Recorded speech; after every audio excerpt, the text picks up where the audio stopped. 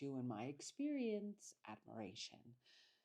Okay, so you've probably heard the last few episodes, particularly the episode The Hose at Lunch. So I was inadvertently kicked out of the 45-year hose group that I was in without being 45 or a hoe.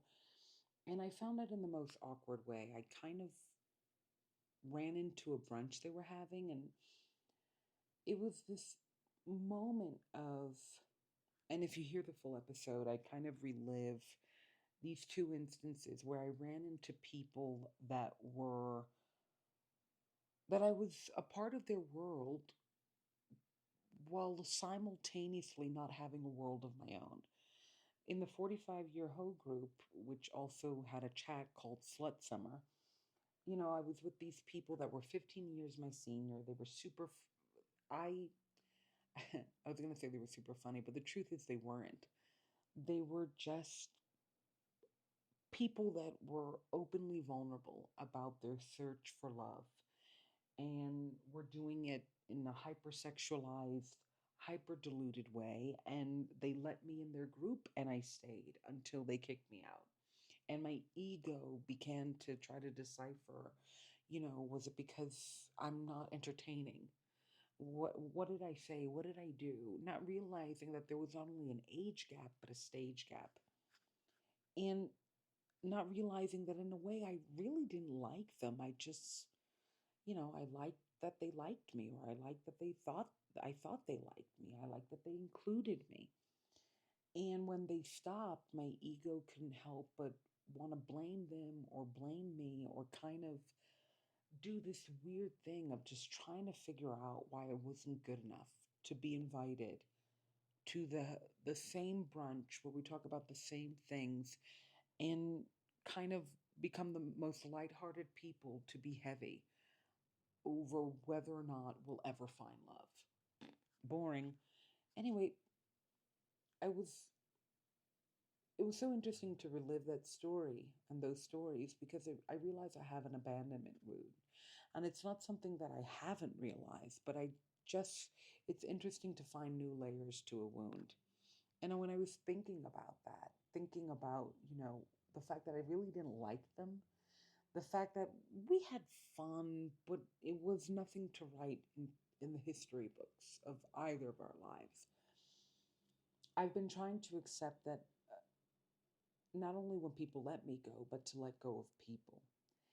And when I was thinking about why I don't do that, I discovered something extremely strange. I realized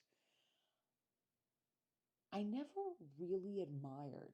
I've never been in a relationship where I admired someone. I've never admired my friends. I've never admired my lovers. I've never even really admired my bosses. And it's something that I've noticed I've said in prior podcasts, and maybe I should erase.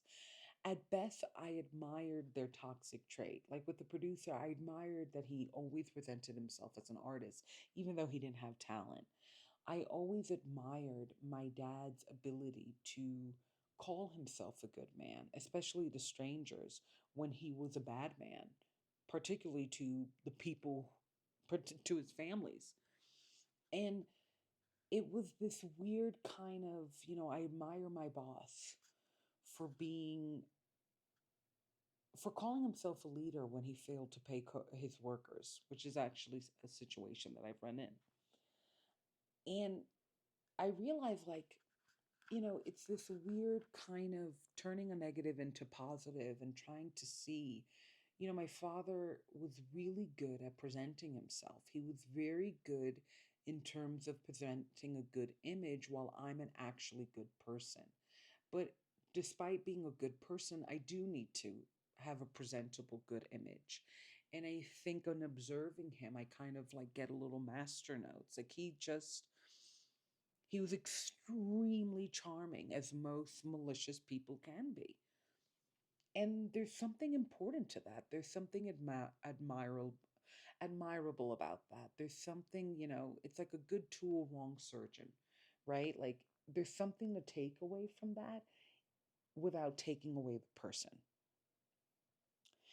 And But I've never had a relationship, at least with healthy admiration. And I've never had healthy examples. A lot of the people you meet in my podcast, like Yali, all of us connected in some ways off of this, you know, of these relationships where if there was a level of admiration, it was also competitive. Like the men who admired me admired my creativity and my strength and my kindness as something they either should take for themselves or dim in me. I either want to outshine you or just completely out you, make you feel outside of yourself, right? And it's weird to call that admiration, but I feel like a lot of the reason I was entrapped in these really dark relationships is that they saw my light before I did. And in turn, they also saw my darkness. Because if you don't see your light, you're dark, whether you realize it or not, whether you recognize it or not. You can't just always, if you're just somebody who's like, I'm aware of my flaws, but you're not aware of your strengths, of your greatness, then you are in danger and you are toxic, whether you like it or not, whether you see it or not. And I can't necessarily, it's like I was a different mess. They were messy and in particularly in terms of malice, but I was messy in terms of like,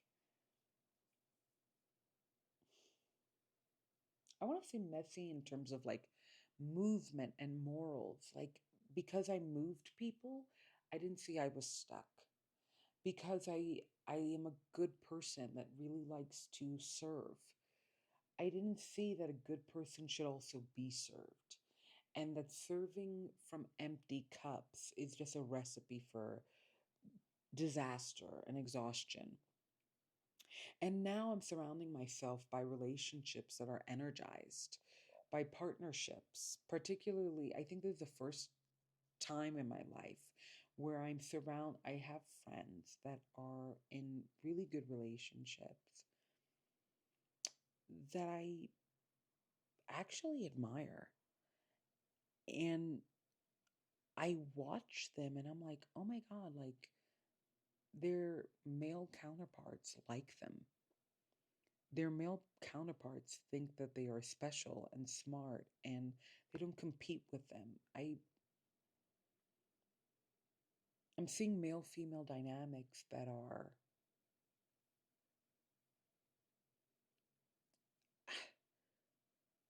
it's this weird thing that I've always felt in witnessing true love, even on the streets. It's almost genderless. Like when you see two people in love, they feel like two big kids playing in a playground. They feel like two orbs of light dancing with each other. Yes, there's male energy. Yes, there's female energy, but even that switches at times because we define male as leaders, we define female as followers, and sometimes the female leads, sometimes the male follows, and vice versa. There's just this feeling of two people that are perfect with each other. And they're so perfect with each other that they allow each other and push each other and elevate each other to grow with each other and for each other.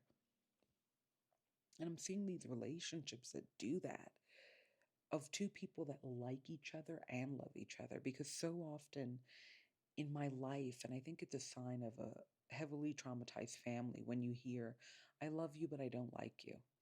It's something that I recognize in Succession. Shiv says that. It's one of like her last lines to Kendall. I love you, but I don't like you.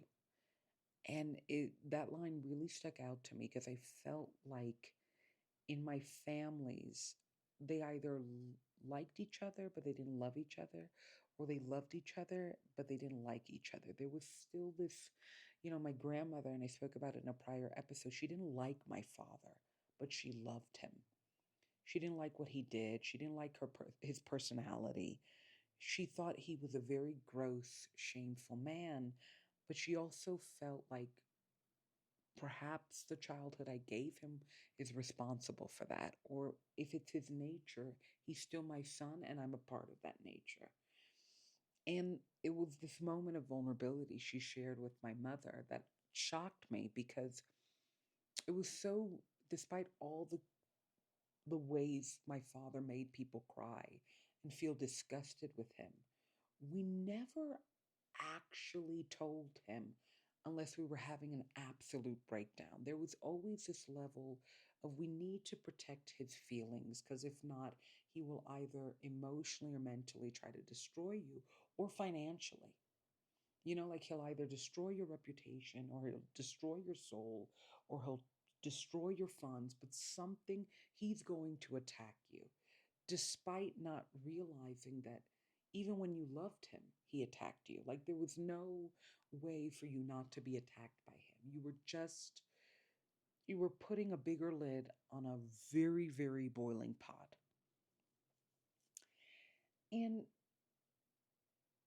what's so strange is I'm manifesting and actually summoning people that don't have those dynamics, that don't have I secretly hate my partner or I secretly hate my child dynamics. They don't have like I'm secretly ashamed of them or I secretly dislike them or I don't know why I'm with them or just this land of pretend that sometimes we enter when we're in a really toxic relationship of I'm fine, it's good, we all cry, sometimes things aren't great. And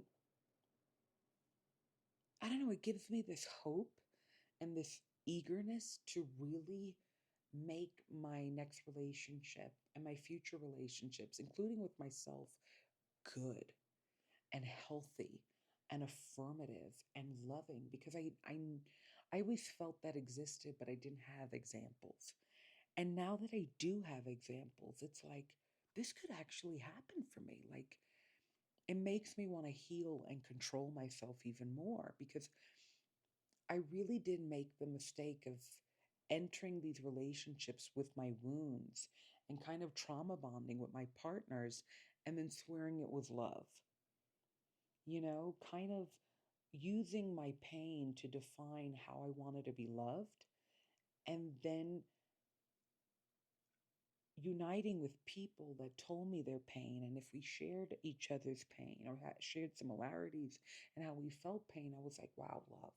But they're totally, totally different energies. And I feel the people that I'm with live up to this concept of, you really do love somebody. And whatever pain comes, comes. But they shouldn't be painful. And you shouldn't be defining your relationship with them as like, you know, will you go to war for me? Like, why are you asking that? We're watching Netflix. Like, why are you going there? It's so funny because I often think about no, I don't often think about, that's a lie. But are times when I think about, there's this Jonathan Majors audio slash video of him having a breakdown and kind of telling his ex-girlfriend who is white, I want you to be Coretta Scott King. Like I want you to march with me. I need to know you would die for me. And it's this weird thing because he's bringing up black icons, black female icons while not dating them. And then it's also like, Coretta Scott King didn't want to be Coretta Scott King. She didn't want to be an icon for civil rights. She wanted to be a human being. And she realized that nobody was going to treat her as such. So she and her husband fought for blackness to be seen as human. And it's like it's not about the war. It's about the fight for love. And that was what was so trippy about that instance of kind of, not only are you telling a white woman to be like a black icon while also not dating black women, you are doing this very weird thing of like, I want you to fight for me. But they weren't fighting, they were loving. They were fighting for the right to love, to be seen as love, to be treated with love. Like love was the epicenter, not the war. Love. It's kind of like that Che Guevara quote. Um, the greatest revolutionary is love, right? Like people who, you don't fight for your country, you don't fight for yourself, you don't fight for others unless there is love. and a feeling of love, of loyalty. And the way he presented it, it was just war. We've got to fight. And it's like, we're okay. Like, we're in this beautiful apartment. We've got great food. We're watching Netflix. You're about to be in a major movie. Where is this coming from? Why are you inviting heaviness? And I've never been in a relationship that, and I've said it before, that I'm kind of seeing that a lot of my relationships started in heaviness. And I invited it as much as them. And it's because, you have this abusive dad who's extremely heavy and negative, and you don't realize, in many ways, I see that my father was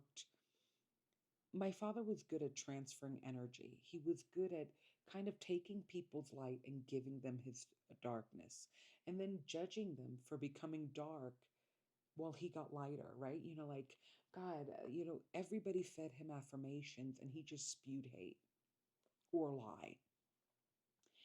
And when I look at these dynamics that just don't have that, like, I'm looking at people, you always know you're healing when you manifest healthy people. Like, I have less people that went through effed up childhoods. Like, I have friends that have really great relationships with their parents, and they love their mom, and their mom loves them, and they love their dad, and their dad loves them, and their mom and dad love each other and love them. And it's like, whoa, like, for a very long time, that was like sitcoms. That was something I saw on television. That wasn't something I saw in life, even amidst my friends.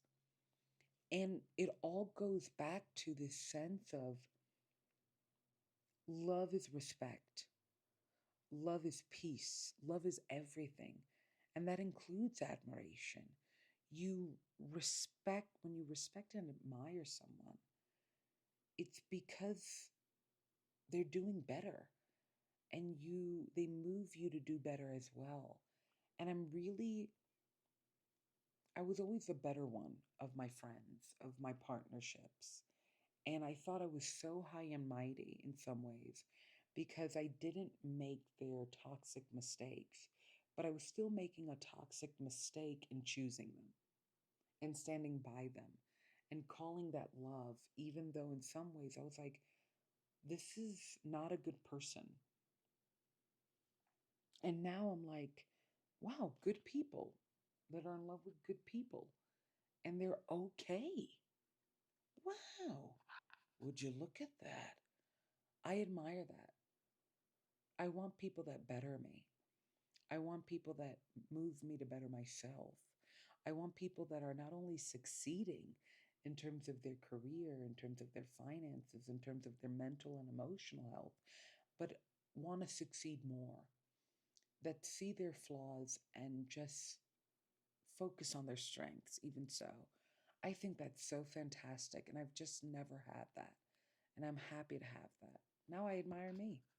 So check out daddyrecovery.com. Check out Herdina on all music platforms. Love ya.